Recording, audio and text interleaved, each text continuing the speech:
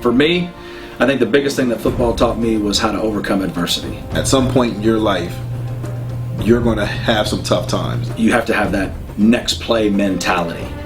That cohesiveness and that working together, that's really something special that you can't get in a lot of other areas. When you practice that and you live that in other phases of your life, it becomes second nature because all you know how to do is fight.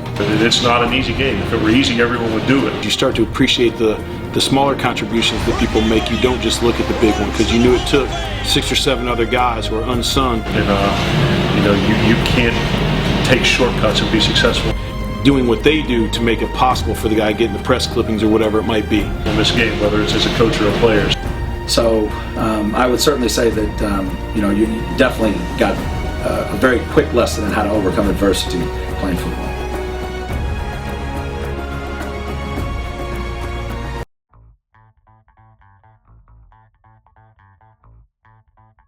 First, let's take a look at some keys to victory for both teams in this ball game, starting with the Cleveland Browns. The West Coast meets South Beach. I think that's where Cody Kessler can have some success. Nice weather, West Coast offense. He's a guy that can get the football out of his hands quickly. He was deadly accurate on those short to intermediate throws, and if Cleveland can implement this West Coast style offense to suit his skill set, they'll be just fine. And defensively, you want to take away the short stuff from Ryan Tannehill. He will love to just sit back there in that pocket, get rid of the football quickly, and throw nothing but curls, hitches, crossers, slants, speed outs. Take away the short stuff, get him to hold the football just a hair second longer, and that way you can send delayed pressure, you can get pressure on him, and force him to go deeper down the field. And also, you have to stay aggressive in the rush lanes. I think the Browns in this ball game, until the Dolphins show they can run the football with some level of consistency, I would just play the run on the way to the quarterback, so stay extra aggressive in your rush lanes versus Miami. Moving over to the Dolphins in this ball game, they have to remember that the game starts at 1 Eastern time. We've seen the Dolphins in these 2 games so far in this season start off slow and try to pick it up late. By that time, it's over. You're fighting an uphill battle. You have to start the game fast. I don't care if you're playing Cleveland, if you're playing Seattle, if you're playing Kansas State. If you get down early to one of these football teams, it's going to be hard to try to fight back and win the game. And defensively, I would shade my coverage toward Terrell Pryor, take away which is probably going to be their number 1 option in this ball game, and force Cody Kessler to go to other targets consistently throughout this contest. And offensively speaking, 4 wide receivers, 1 running back the majority of the game. What that does is, number 1, it helps maximize their offensive personnel. The Dolphins have tremendous personnel on the perimeter and also in the backfield, and it also expands that 3-4 defense and puts Cleveland in a bind, because now with the 3-4, you'll be able to easily see where that 4th or 5th rusher is coming from, which will make life a lot easier for Ryan Tannehill in that passing game. This week versus the Miami Dolphins, the Cleveland Browns will be starting a rookie quarterback in Cody Kessler, and I liked him coming out of USC because he has a lot of Andy Dalton-like qualities, and funny enough, he's paired up with Hugh Jackson. I'm going to show you how they can help him be effective in this ball game versus a very tough Dolphins defense. And what you want to do versus a team that loves to press, you want to spread the field, and it weakens their responsibilities. Also, it allows you to pick the best option for your quarterback. If your quarterback helps you pick the best option to attack with in the passing game. So I'm going to show you what I'm talking about here.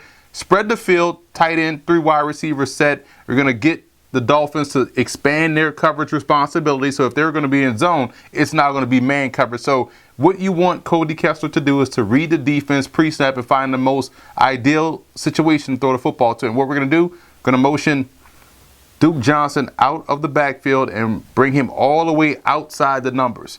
So let's say this is his numbers right here. You want him to be outside the numbers. And what you're doing if you're Cody Kessler, you're going to watch and see how this defense reacts. If they bump this guy here and bump him in between 1 and 2, and now you're going to have this backer either bump over a little bit. Safety's probably going to rotate over. However he's going to read it, you want to find the ideal situation. So your route combination, backside, or we're going to call this backside, even though the tight end's on this side, he's staying in the block. But backside receiver is running a flag route. So if this safety moves up here as they rotate over, you know you have one-on-one here on the flag route. And Cody Kessler does a great job with his accuracy, whether it's a short to intermediate accuracy or deep down the field. And when you're creating an empty set, you also can identify where the rushers are coming from. So that's why you want to keep this tight end in. So now you have 6 guys blocking up front, which is ideal for an empty set. What you want Duke Johnson to do is run straight down the sideline.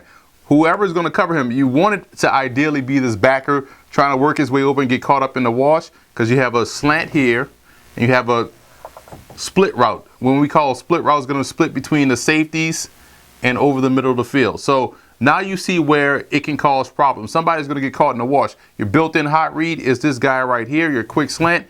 If you have time in the pocket, you can hit this split route over the middle of the field.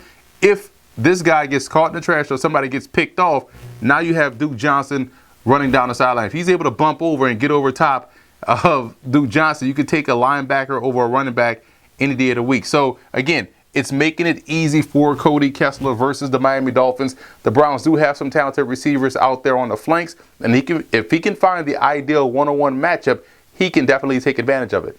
Obviously, if you're facing a rookie quarterback, you want to get creative in how you confuse him back there in the pocket. I'm going to show you how the Dolphins can do so with the zone blitz by pressing on the outsides. When we talk about pressing on the outside, we're talking about pressing the two backers up on the line of scrimmage. You can press without being up in the guy's face. So these guys will be manned up one-on-one, so you can trust your corners against these Browns receivers. So that's the one-on-one matchup. But we're going to double this guy here. We're going to walk this strong safety over at the snap of the ball. He's going to be double covered. So you're really taking away one option, forcing him to go here where he's not going to throw in the face of pressure. Because what we're going to do weak side, we're going to crash this defensive end down inside like this, bring this backer on the outside, you're going to loop the Mike backer around as well. So you're getting a lot of weak side pressure with two linebackers, one defensive end crashing inside, and where the zone blitz comes into play. Let's say you want to get creative with your personnel and put Ndamukong Suh in the nose tackle spot on this particular zone blitz, because we're going to get him to get a good bump on the center,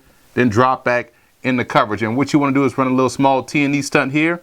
He goes first, he goes second, and you're going to have this guy over the tight end, and his job to get a good bump and drop back into the zone so you can combo cover him. The idea is you don't want Ndamukong Suh back there in coverage and we're dropping the safety back in the middle of the field. You want him to flash in front of the quarterback's face, because a lot of times a QB will throw this hot route blindly, whether it's coming in here or whether it's coming in here on the pop pass.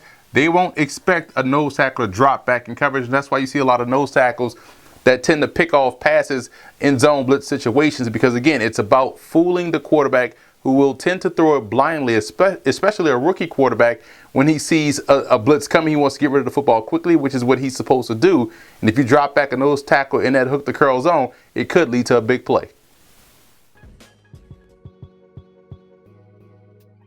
The biggest X factor in this game for the Browns, I believe, will be the play of their receiving core. Not only will they be breaking in a new starting quarterback in rookie Cody Kessler, but they're also going to be one man down with Corey Coleman being out for an extended period of time with a broken hand. So those guys on the perimeter will have to step up and make plays for that rookie quarterback.